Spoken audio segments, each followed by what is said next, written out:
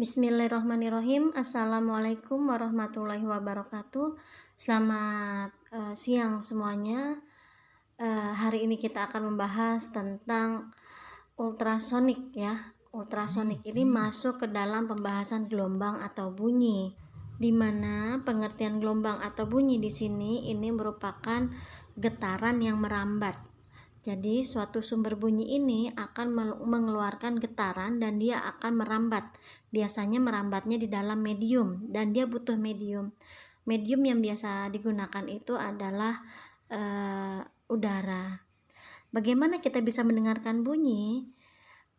Kita manusia bisa mendengarkan bunyi itu disebabkan karena pita suara kita itu bergetar, dan dia bergetar melalui udara ya, merambat hingga digetarkan dan dirambatkan sampai ke gendang telinga. Makanya manusia bisa mendengarkan bunyi. Oke, kita bahas secara garis besar. Gelombang ini dibagi menjadi dua. Ada gelombang transversal, ada gelombang longitudinal. Untuk gelombang transversal, rambatannya ini tegak lurus dengan arah getaran. Contohnya adalah tali. Ketika tali digetarkan, dia ini akan tegak lurus dengan arah getaran. Begitupun ombak. Yang kedua adalah gelombang longitudinal. Contohnya adalah bunyi. Ya, bunyi ini rambatannya ini sejajar dengan arah getarannya. Makanya bentuknya itu adalah jenisnya itu merapat dan merenggangkan. Tipenya ini perambatannya merapat dan merenggangkan pada medium ya. Medium digunakan di sini adalah udara di sekitarnya. Selanjutnya kita akan bahas tentang penggolongan bunyi berdasarkan frekuensinya. Penggolongan bunyi berdasarkan frekuensinya dibagi menjadi tiga. Ada bunyi infrasonik, ada bunyi audiosonik, dan ada bunyi ultrasonik. Pengertian bunyi infrasonik adalah bunyi yang mempunyai frekuensi di bawah 20 Hz. Untuk bunyi infrasonik ini dapat didengar oleh anjing, jangkrik, dan lumba-lumba. Manusia tidak bisa mendengar di rentang kurang dari 20 Hz. Yang berikutnya adalah bunyi audiosonik.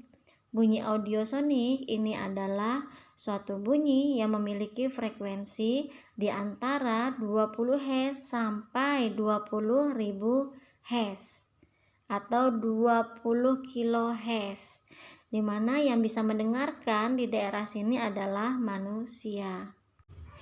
Selanjutnya adalah bunyi ultrasonik. Apa yang dimaksud bunyi ultrasonik? Dia ini bunyi yang memiliki frekuensi di atas 20.000 Hz atau 20 kHz. Ada sebagian binatang yang bisa mendengarkan pada frekuensi ini ya. Di antaranya adalah tikus, kelelawar, dan paus. Hewan-hewan ini berinteraksi satu dengan yang lainnya di dalam frekuensi tersebut. Dan sekarang sudah berkembang suatu metode pengusiran tikus dengan menggunakan gelombang ultrasonik. Jadi digunakan gelombang di atas 20.000 Hz untuk mengusir tikus. Dan pada frekuensi ini kelelawar melakukan komunikasinya antara satu dengan yang lainnya ini dengan cara mengeluarkan suara ya. Nanti suaranya ini akan dirambatkan dan hasil rambatannya ini akan dipantulkan untuk mengetahui di mana benda yang ada di sekitarnya tanpa menggunakan penglihatannya. Nah, metode ini ternyata dikembangkan oleh peneliti untuk menentukan suatu zat berdasarkan bunyi yang dirambatkan.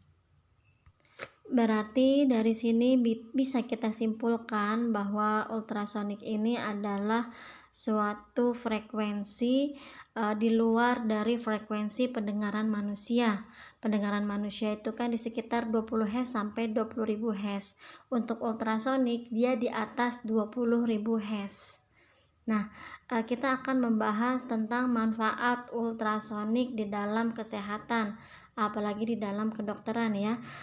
Biasanya di sini akan dimanfaatkan untuk mendiagnosa penyakit atau digunakan untuk pengobatan. Kita ulangi lagi bahwa ultrasonik atau bunyi ultra memiliki besar frekuensi di atas 20.000 Hz. Dalam pemakaiannya, frekuensi gelombang ultrasonik yang digunakan menyesuaikan kebutuhan. Frekuensi dan daya yang digunakan pada diagnosis dan pengobatan ini berbeda. Biasanya untuk diagnosis itu frekuensinya 1 MHz sampai 5 MHz dan daya yang digunakan adalah 0,01 watt per cm persegi. Berbeda jika kebutuhannya untuk pengobatan. Daya yang digunakan ini lebih besar. Dia itu sekitar 1 watt per cm persegi atau sampai 1000 watt per cm persegi. Daya yang digunakan pada pengobatan ini lebih besar daripada diagnostik.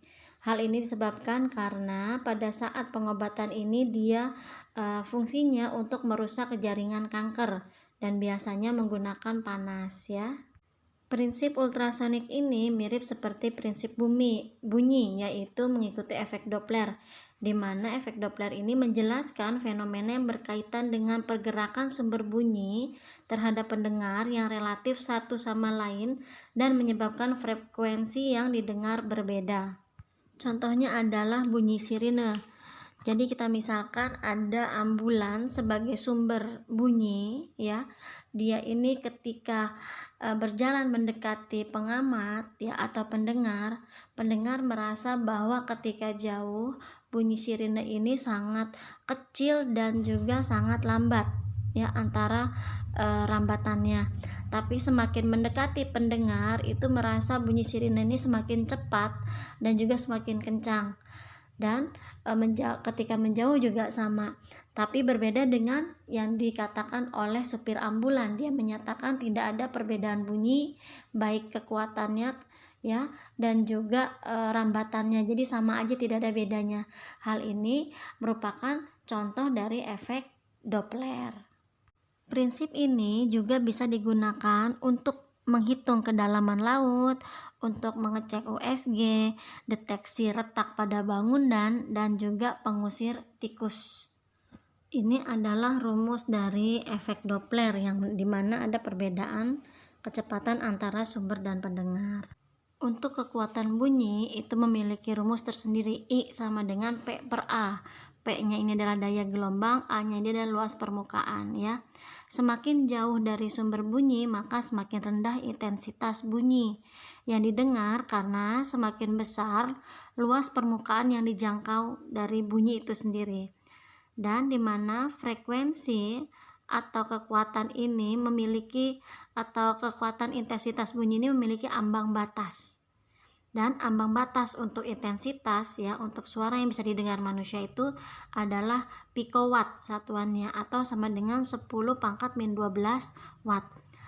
Kurang dari itu tidak bisa terdengar oleh manusia. Pemanfaatan ultrasonik dalam kedokteran itu ada dua, ada diagnosa dan ada pengobatan. Untuk diagnosa itu yang pertama ada A-scanning, yaitu prinsipnya yang dicari adalah besar amplitudo, yang mana biasanya digunakan untuk mendeteksi tumor otak, gejala penyakit mata.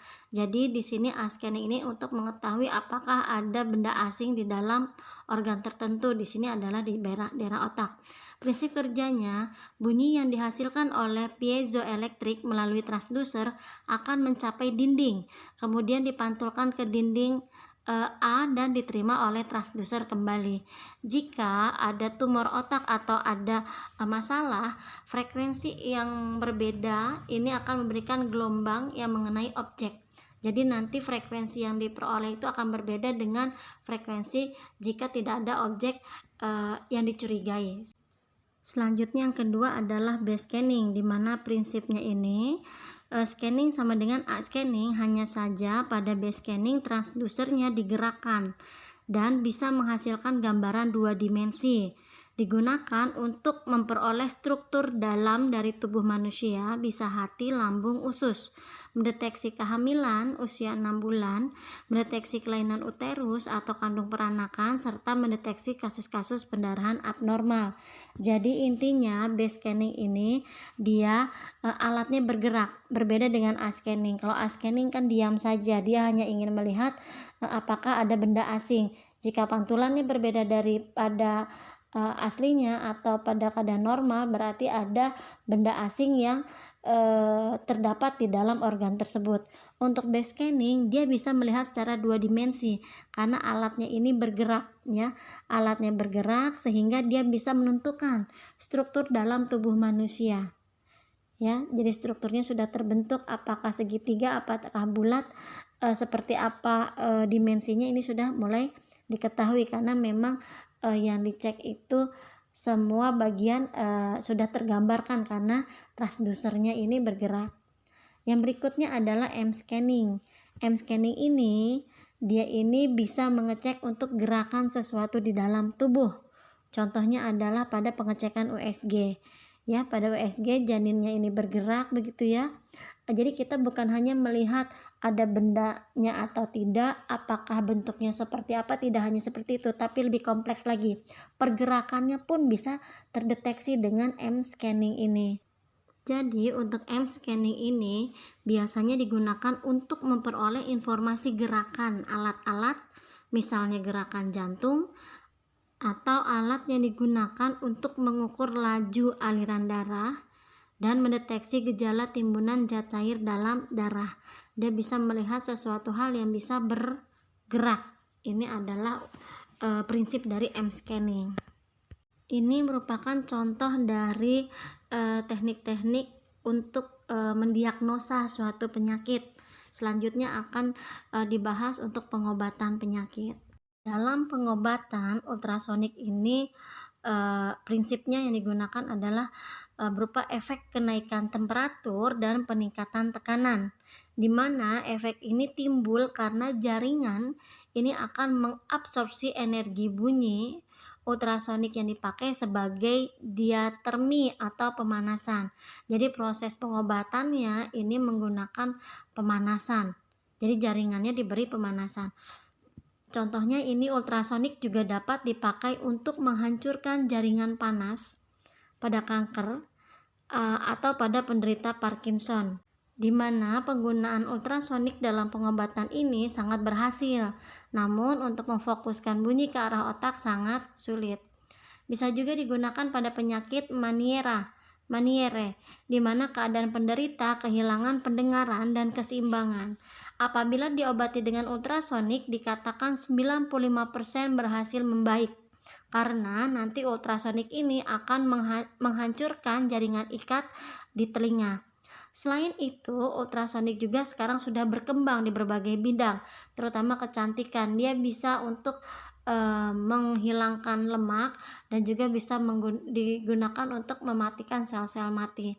Jadi pada proses pengobatan yang dimanfaatkan ini adalah efek pemanasan pada sel-sel kanker atau pada sel-sel tertentu dalam perusakan sel-sel yang ada di dalam tubuh, seperti itu. Sel-sel yang berbahaya tentunya ya. Baiklah, cukup sekian penjelasannya. Terima kasih atas perhatiannya. Assalamualaikum warahmatullahi wabarakatuh.